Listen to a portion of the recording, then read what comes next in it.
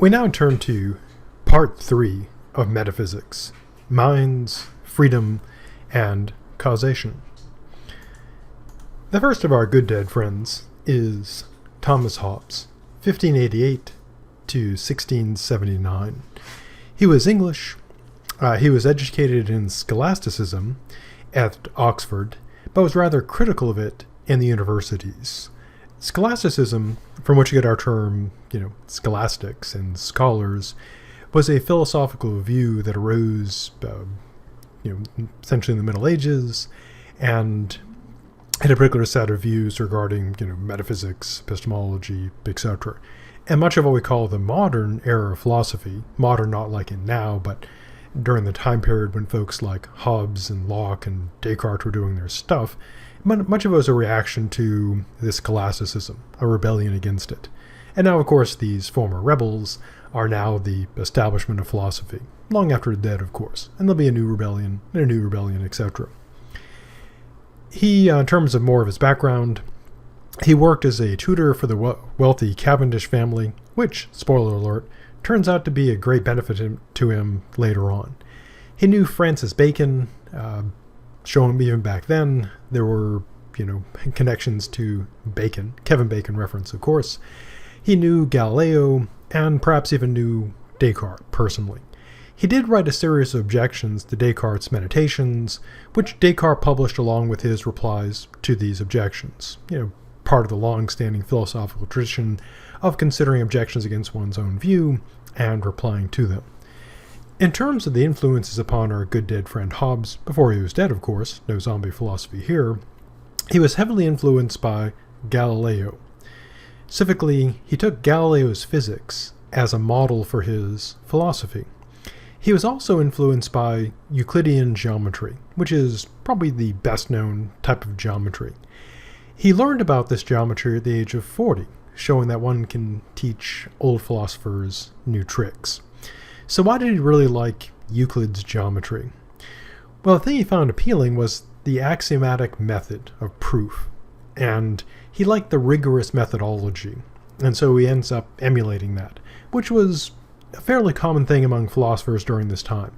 Descartes, who is a math guy in his own right, developing, of course, Cartesian coordinates, etc., a lot of geometry, also took a very mathematical approach. So his scientific influence was primarily Galileo. His sort of methodology influence was Euclidean geometry. But in terms of his politics, probably the strongest influence on him was the English Civil War, which began in 1642. And the main dispute, at least as some characterize it, was over the divine right of kings. The idea is that the king had the right to rule because of God gave him the right. Now, before Christianity, Islam, etc., kings, rulers, pharaohs, etc., would often claim to either be a god in their own right, like the pharaohs, or be, descended or related to the gods. A common thing among, many Greek and Roman rulers was claiming a divine lineage. Of course, under Christianity, Islam, etc., the king can't claim to be, divinely descended, because under Christianity, there is only one Son of God, and it's not going to be the king of that time. So they took kind of the next best thing. Well, third best thing. Best, I guess, would be being God. Second best would be a divine, child of God. And the third thing, of course, would be ruling by divine right. The war was also about fighting between the monarchy and parliament. And a lot of the contest during this time and going forward is between sort of the single ruler, a king, or in our system, the president, and the parliament, or in our system, the Congress. So, old battle, new names. Now, Hobbes ended up fleeing to France in 1640. He generally, would switch sides and pick the wrong side, and so he finally just took off to France. In 1649, Charles I was executed, and Cromwell, the famous Cromwell, his government took over and ruled England. Of course, this later, Cromwell's rule came to an end, and so you have that happening as well. Now, as I mentioned, he was the tutor of the exiled Prince of Wales, who would later be crowned Charles II in the Restoration of 1660. So that ended up working well for him. Well, kind of. Now, his claim to fame, philosophically, is not all his, machinations in politics, but his writing of the work The Leviathan. Not to be confused with the movie, Leviathan, which was probably one of the better sort of movie clones of the movie Alien. Similar sort of idea. Spoiler alerts there. Monsters. This one is underwater, of course. Not a bad watch. If you're looking for, an old horror film to watch, Leviathan, decent. He published this work in 1651. And this led him to be called the father of atheists. Not because he had kids who were atheists. It wasn't like he had, little Tommy Hobbes and, little, Sally Hobbes, and they were both atheists. It's that his work seemed to be, furthering atheism. Because of this, he was deemed unsuitable as a tutor for the Prince of Wales. The French Catholics were also hostile to his attacks on religion, and in a bit of political, pragmatism, he returned to England and cut a deal with Cromwell. Now, as I mentioned before, his former student was crowned Charles II in 1660. And Charles II apparently liked Hobbes quite a bit and ended up treating him well. So I guess it's good to be king, and if you can't be king, I guess it's good to be at least positively viewed by the king. But as many movies in history have shown, sometimes being the friend or the hand of the king can lead to some problems. So what was his methodology? Well, as I mentioned before, he was heavily influenced by Galileo, scientifically, and also Euclid, his ideas. So much like many other philosophers during this time period, he wanted to, revise the study of the physical world, human nature, and society. Basically, everything.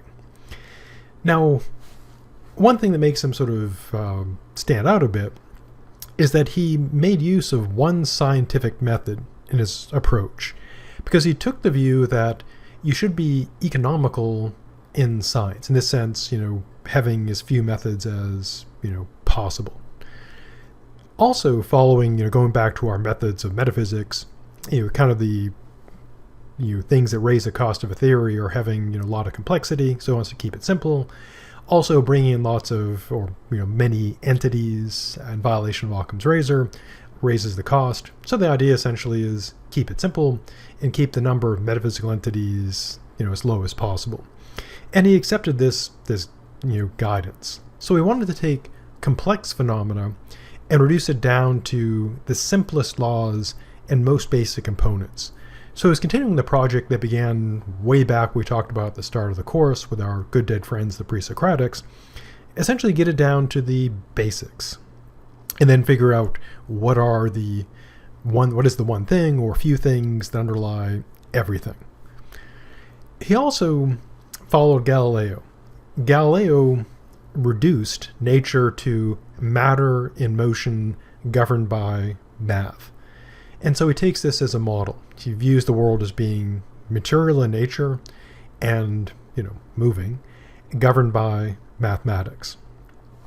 Now, in terms of where he falls in the classic empiricist-rationalist battle, as a general rule, if someone's like a, English, British, Irish, etc., Scottish philosopher, probably empiricist. So if they're, on that island off the coast of France, or the islands there, probably an empiricist. If they're on the continent, German, French, etc., probably rationalist. So that's generally not a perfect guy, but generally a pretty good guy. Continentals tend to be rationalist, and then people in what we now call the United Kingdom tend to be empiricist. So because of this, he believed that all that we know about the world comes in through the senses. And that's his epistemology, empiricist. Now, in terms of his metaphysics, as I alluded to before, he ends up being a metaphysical materialist, or metaphysical physicalist.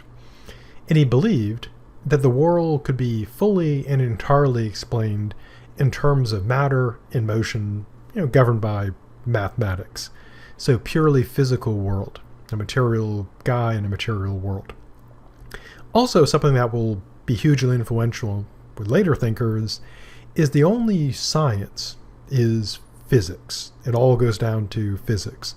And this is still a point of discussion today.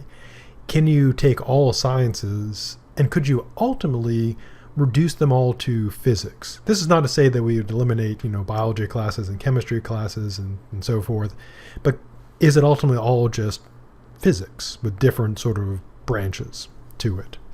And some would say yes, some obviously no. So what about God in his view? Well, as I mentioned before, he was called the father of atheists, even though we didn't come down definitively saying there is no God. So this is what he seemed to have said. And there is always the question of how much of it is his sincere philosophical view, how much might he be sort of, hedging a bit to avoid getting in too much trouble, etc. But this is what he seemed to have said.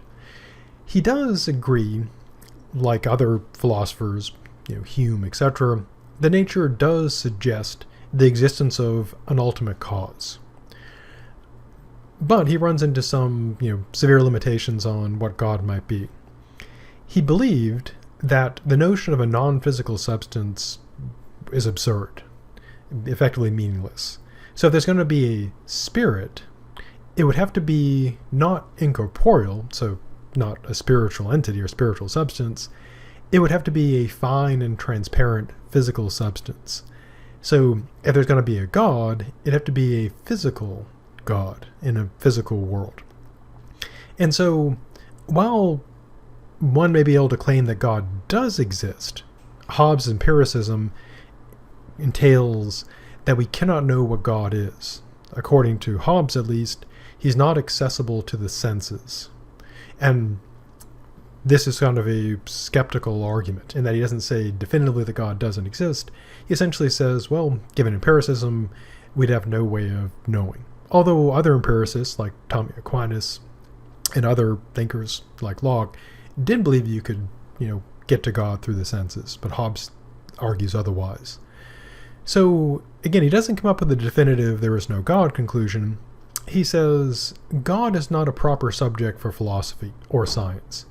So you can still have theologians talking about it, essentially be a subject for religious scholars, and they can talk about it, but philosophers, shouldn't. So what is his ontology? What is his, collection of metaphysical things consist of? Well, like other materialists, he takes the obvious view. There are natural physical bodies, rocks, water, living things, etc. One of his contributions here, though, is he says that there are political bodies, which are artificial bodies. And so Hobbes doesn't invent political science. That goes, way back. Aristotle and others talked about it. But he does present kind of this interesting view that you can look at a kind of like a physics or science of politics, looking at them the same way you'd study like the flow of water or the functions of the organs of a living thing. You can also study the political bodies to see what laws that govern them.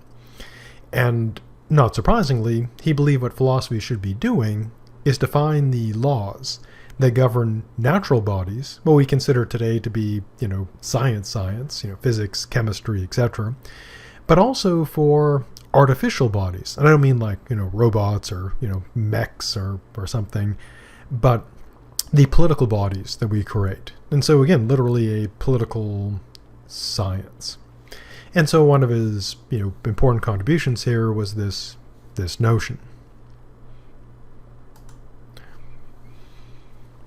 So on his view, there are various types of philosophy. Following our good dead friend Descartes, he uses the term first philosophy. And this replaces metaphysics. And it's an examination of the properties that are common to all bodies.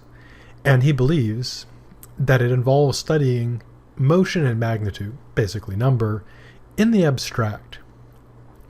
Now, we'll see more of this later, but he holds to metaphysical determinism. And this is part of the, debate over is there free will or not. Also part of the debate of is there chance, randomness or not. So determinism, not to be confused with like predestination is the view that all events, all that occur, all that will occur, all that have occurred, are necessarily determined by previous causes. So event A occurs necessarily because of previous events, and then the next event, the event in the future, will be determined necessarily by these current events. So we'll see more of determinism later. So what about doing the sciences practically? As I discussed before, taking physics to the only science, does this mean that for Hobbes, there would no longer be like biology classes or chemistry classes or astronomy, etc.? Well, there still would be such classes, even if Hobbes got like his ultimate, goals achieved. He does believe that there are sciences that study the motion of specific bodies moving at determinate velocities. This would include astronomy and physics. So there would still be, special sciences, and not just, it wouldn't just all be physics. You wouldn't just have, again, it's a practical matter, it wouldn't be like arts and physics. But the ultimate foundation would, of course, for him be physics. Now, turning to the science of human bodies, he believes that, or believed because he's dead, that living beings are complex bodies. Why? Well, they have all kinds of internal motions. And he thinks the way it works is it's kind of motion studying motion.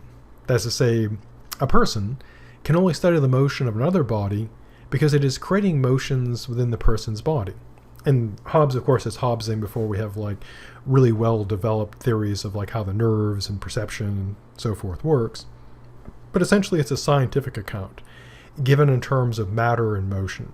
And he thinks that what we need to do is give such an account of the human body, essentially a purely physical description of the body. And so, not surprisingly, he describes living organisms in terms that are analogical to, machines and mechanical things. So he often draws an analogy between the heart being like a spring, the nerves are like strings, the joints are like wheels. Now, during the time that Hobbes was hobbing, this view generated a great deal of controversy. Now, today, of course, this is kind of the standard thing, medical theories about the body, biology and physiology pretty much lays out, in obviously more complicated terms because we have, microscopes and, MRIs and stuff now. But essentially the same basic idea as Hobbes is a mechanical system, biomechanical electric system that works biomechanically, electrically, and works, purely physically. But during Hobbes' time, most other thinkers, like Descartes, etc., saw human beings as the pinnacle of the created world, who possess dignity and a spiritual nature. And this is a common knock against, sciences. The idea being that reducing humans to being essentially, crudely put, like meat robots, robs us of our dignity. It somehow degrades us, which is a debate that we still see going on to this day. But Hobbes' reasoning was this. There's no reason to take human nature as different from the rest of nature, that as being like separate ontological kind. And as you might imagine, he disagreed quite a bit here with our good dead friend Descartes. And so he believed, because of this, the tools of the physical sciences would be suitable for studying humans. So essentially looking at humans like physical systems. Now, as I alluded to before, one of his many contributions was developing political science in a sciencey way. So he believed that we could generalize from the science of human bodies to a science of society as a whole. And why think this? Well, kind of by analogy, sort of like a generalization involving an analogy. So the idea is this. If humans are but bodies in motion, then the laws that govern these motions can be discovered. And so you can extend them to all of society, how people work, just like you would do so with the motion of planets or the motion of the organs in the body. So what was his goal? Well, interestingly enough, his goal was, in large part because of experience with the bloody brutality of civil war, was that understanding the laws could be used to bring about peace, order, and stability by adjusting society as a doctor adjusts a human being to make it healthy. And so he's doing a very practical kind of like, metaphysics here, figuring out how humans work, how they work in groups, and then using that knowledge to the same way a doctor would, heal the human body. So in a way, he's kind of doing like, we have this, to use an analogy, just like if you had a pandemic, cutting through the human population, sickening people, you'd want a rational approach by doctors to solve that, to, protect people, heal people, and prevent the pandemic from spreading. And he sees, the violence and destruction and war is similar to like a disease. And he believes that we should apply the same approach. We should, heal this established harmony and improve the health of human society. And looked at by the analogy, war and a lack of peace, chaos and a lack of order and a lack of stability would all be like social diseases that need to be fixed and addressed. So that's kind of the introduction and some of our good dead friend Thomas Hobbes, and we'll continue to look at his metaphysics of determinism.